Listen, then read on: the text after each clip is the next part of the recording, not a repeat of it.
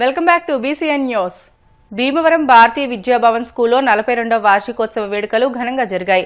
ముఖ్య అతిథులు Andhra Pradesh public accounts committee chairman, Bhimavaram MLA Pulaparthi Ramanjaneyulu, Andhra Pradesh శాసనసభ ఉపసభాపతి Kanumuri Raghurama Krishna Raju, school chairman UK Viswanatharaju, జిల్లా rice millers chairman, school secretary Samanthapudi Sriramaraju, జిల్లా రైస్ మిల్లర్స్ సెక్రటరీ కొత్త శ్రీనివాస్, పాలకులు, తాడేపల్లిగూడెం స్కూల్స్ ప్రిన్సిపాల్స్, సంచాలకులు హాజరయ్యారని భీమవరం భవన్స్ ప్రిన్సిపల్ దేవి పద్మ తెలియజేశారు.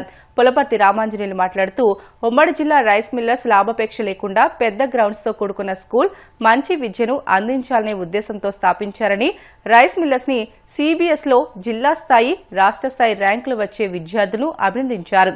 రఘురామకృష్ణరాజు మాట్లాడుతూ తమ పిల్లలు హైదరాబాద్ భారతీయ విద్యాభవన్ స్కూల్లో చదువుతున్నారని, సెంట్రల్ సిలబస్ చదవడం కష్టమని, అటువంటి సిలబస్ ని జగన్ గవర్నమెంట్ స్కూల్లో పెట్టి గందరగోళం సృష్టించారని, విద్యా వ్యవస్థని నాశనం చేశారని అన్నారు.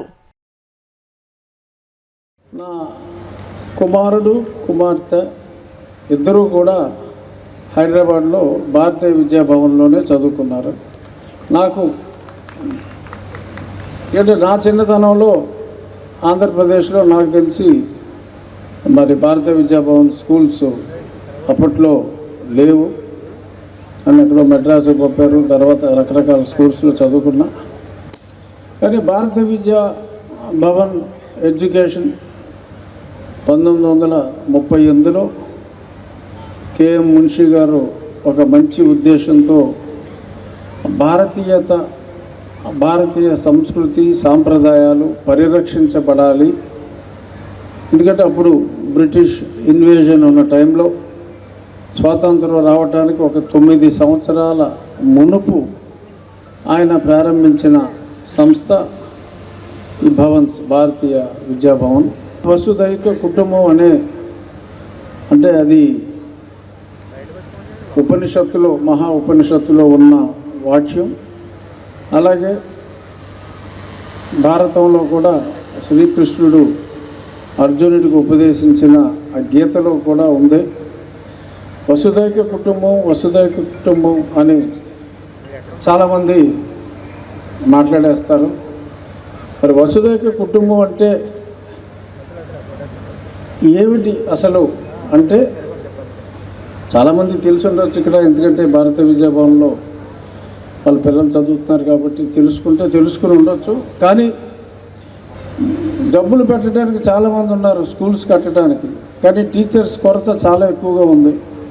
మరి ప్రభుత్వ పాఠశాలలు 43,000 పాఠశాలలు ఉంటే, ప్రపంచం మొత్తం మీద 4,000 స్కూల్స్లో IB సిలబస్ ఉంటే, ఇక్కడ ఆంధ్రప్రదేశ్లో 43,000 స్కూల్స్లోనూ IB సిలబస్ పెట్టేస్తానన్నాడు ఒక మహానుభావుడు.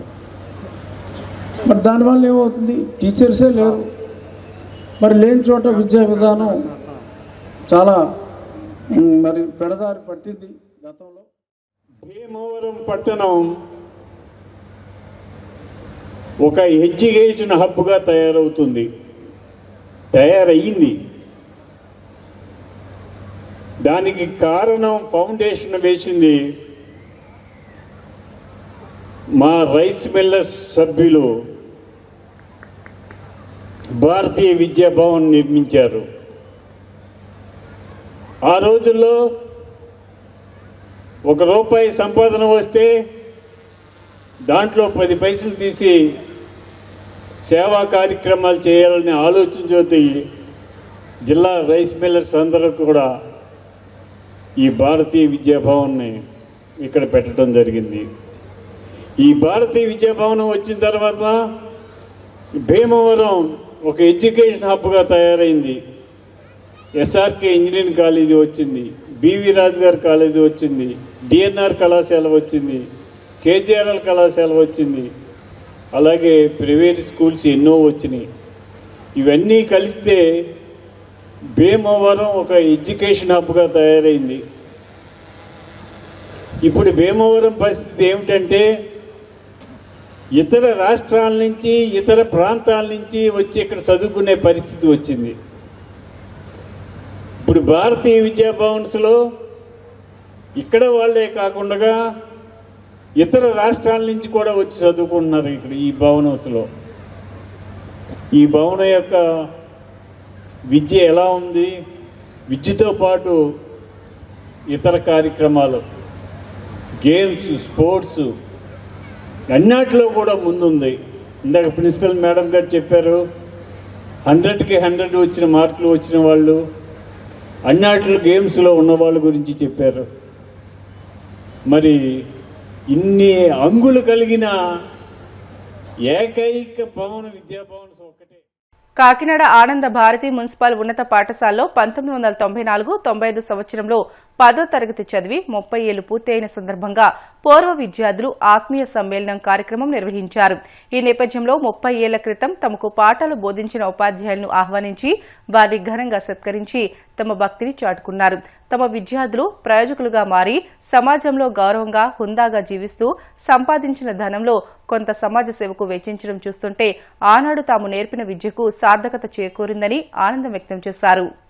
ఉద్యోగపరంగా తిరుపతిలో ఉన్నప్పటికీ ఇక్కడ మా ఫ్రెండ్స్ అందరూ కూడా పూర్వ విద్యార్థులు ఇక్కడ ఎవరైతే ఉన్నారో వాళ్ళు సేవా కార్యక్రమాలు చాలా అద్భుతంగా చేస్తున్నారు. నేను తిరుపతిలో ఇక్కడి నుంచి ఒక మంచి విద్యార్థిగా వెళ్ళి తిరుపతిలో నేను ఈరోజు ఒక సర్కిల్ ఇన్స్పెక్టర్గా ఉద్యోగం చేస్తున్నాను. అయితే ఇటువంటి మాలాంటి వారు ఈ స్కూల్లో చదివి ఎంతోమంది విద్యార్థులు ఈ రోజున మంచి పొజిషన్లో ఉన్నారు. ఫారిన్ కంట్రీస్లో ఉన్నారు. తర్వాత సాఫ్ట్వేర్లుగా బెంగళూరు, హైదరాబాదు లాంటి ప్రాంతాల్లో ఉండి సేవా కార్యక్రమాలు చేయడానికి ఏదో తమ వంతు సహాయం చేస్తున్నారు. కానీ ఇక్కడ ఉండి మన సత్యనారాయణ అయితేనేమి, తర్వాత వేమన్ రెడ్డి, శేషసాయి చాలామంది ఉన్నారు. వారంతా కూడా ఉమామహేశ్వర్ కానీ వీళ్ళంతా కూడా ఇక్కడుండి ప్రత్యక్షంగా ఈ కార్యక్రమాల్లో పాల్గొంటున్నారు. ముఖ్యంగా స్కూల్ డెవలప్మెంట్ అంటే పేద విద్యార్థులకి పుస్తకాలు కానీ వాళ్ళకి కావాల్సిన సామాగ్రి ఇవ్వడమైతే కాదు, ఈ అనాథ ఆశ్రమాలని ఎప్పటికప్పుడు వెళ్ళి అనాథాశ్రమాలు, వృద్ధాశ్రమాలు అక్కడ కూడా కావాల్సిన సేవా కార్యక్రమాలు, బట్టలు ఇవ్వడం, పుస్తకాలు ఇవ్వడం ఇటువంటి కార్యక్రమాలు చేస్తున్నారు. వారందరికీ కూడా మా తరపున మేము ఒక్కసారి కృతజ్ఞతలు తెలియజేసుకుంటున్నాం. సంక్రాంతి పండుగ అంటే ముందుగా గుర్తుకు వచ్చేది భోగి. ధనుర్మాసం ప్రారంభించిన తర్వాత భోగి రోజున వెలిగించే మంటల్లో పిడకలు వేయడం సాంప్రదాయం. అయితే ఇప్పటికీ ఈ సాంప్రదాయాన్ని విడవకుండా కొనసాగిస్తున్నారు అక్కడి గ్రామస్తులు. సంక్రాంతి నేలగంట పుట్టినప్పటి నుండి వాళ్ల ఇళ్లలో ఉన్న గోవులకు పసుపు కుంకుమతో శుద్ధి చేసి ప్రత్యేక శ్రద్దతో ఆవు మూత్రం, పేడను సేకరించి 1,00,000కు పైగా పిడకలను తయారు చేస్తారు. కోనసీమ జిల్లా ఇందుపల్లి గ్రామవాసులు ఊరంతా ఏకమై భారీ భోగి దండతో భోగి వేడుకలు జరుపుకున్నారు. ఎక్కడెక్కడ స్థిరపడ్డ వారు సంక్రాంతికి స్వగ్రామానికి చేరుకుని 1,00,000 భోగి పిడకలతో తయారు చేసిన భారీ దండ ఊరేగించి భోగి మంటలో వేశారు. హైందవ ధర్మాన్ని కాపాడడం కోసం హిందువులందరూ సమైక్యంగా పండుగలు జరుపుకోవాలని, సంక్రాంతి అంటే గుర్తుకు వచ్చేది వెంప గ్రామమని కేంద్ర ఉక్కు, భారీ పరిశ్రమ శాఖల సహాయ మంత్రి భూపతిరాజు శ్రీనివాస్ వర్మ అన్నారు. భీమవరం రూరల్ మండలం వెంప గ్రామంలో క్షత్రియ యూత్ ఆధ్వర్యంలో ఆదివారం అర్ధరాత్రి నిర్వహించిన సంక్రాంతి వేడుకల్లో ఆయన పాల్గొని అత్యంత భారీగా ఏర్పాటు చేసిన భోగి మంటను వెలిగించారు. ఈ సందర్భంగా ఆయన మాట్లాడుతూ 2014 నుండి 19 వరకు జరిగిన సంక్రాంతి వేడుకల్లో తాను, రఘురామకృష్ణంరాజు ఇక్కడికి వచ్చి వేడుకలను ప్రారంభించేవారమని, 2019లో రఘురామకృష్ణంరాజు ఎంపీ అయి ఈ ఎన్నికల్లో ఉండి ఎమ్మెల్యేగా, శాసనసభ డిప్యూటీ స్పీకర్గా నియమితులయ్యారని, 2024 ఎన్నికల్లో తాను ఎంపీ, కేంద్ర మంత్రిని అయ్యానని అన్నారు. ఆర్గనైజింగ్ కమిటీ నాయకులు వెంప కాశీతో పాటు ఇతర గ్రామ పెద్దలకు, గ్రామస్తులను అభినందించి సంక్రాంతి శుభాకాంక్షలు తెలియజేశారు. ఈ కార్యక్రమంలో పలువురు సినీ, టీవీ ఆర్టిస్టు, తెలంగాణ నుంచి వచ్చిన ప్రముఖులు, క్షత్రియ కుటుంబాల వారు, బంధుమిత్రులు పెద్ద ఎత్తున పాల్గొన్నారు.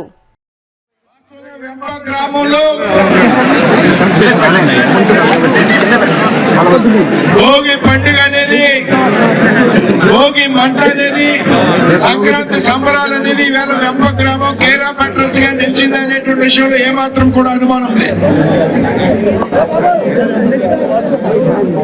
చాలా ప్రాంతాల నుండి ఈ ఉత్సవాలకు, ఈ పండుగలకు వెంప గ్రామం వచ్చేటువంటి ఆనవాయితీ ఉన్నది.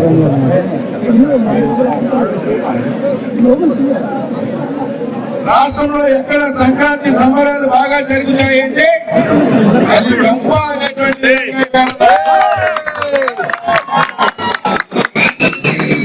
అంతేకాదు ఇక్కడ జరిగేటువంటి సంబరాలకు నేను చాలా సార్లు రావడం జరిగింది.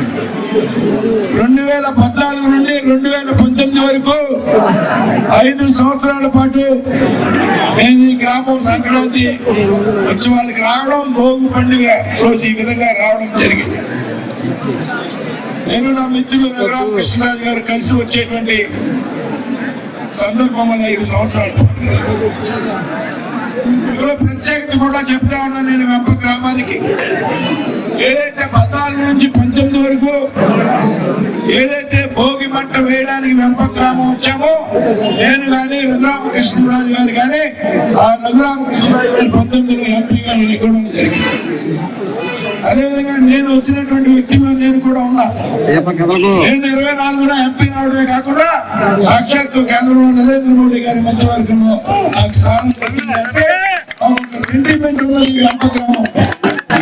వెంప గ్రామంలో ఎవరైతే సంక్రాంతి సంబరాలకు వచ్చి ఈ భోగి మంటను ప్రారంభించామో, మేమిద్దరం కూడా పార్లమెంట్ సభ్యులుగా ఎన్నికయ్యాము. వార్తలు ముగించే ముందు ముఖ్య అంశాలు మరొకసారి. భవిష్యత్తులో గ్రీన్ హైడ్రోజన్ ఉత్పత్తులు ఎగుమతి చేస్తాం. రాష్ట్రం త్వరలోనే గ్రీన్ ఎనర్జీ హబ్ గా మారుతుందన్న సీఎం చంద్రబాబు.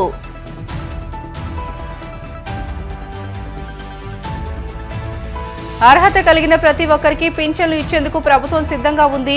పచ్చ పత్రికల రోతరాతలను ప్రజలు నమ్మే స్థితిలో లేరన్న మంత్రి డోలా.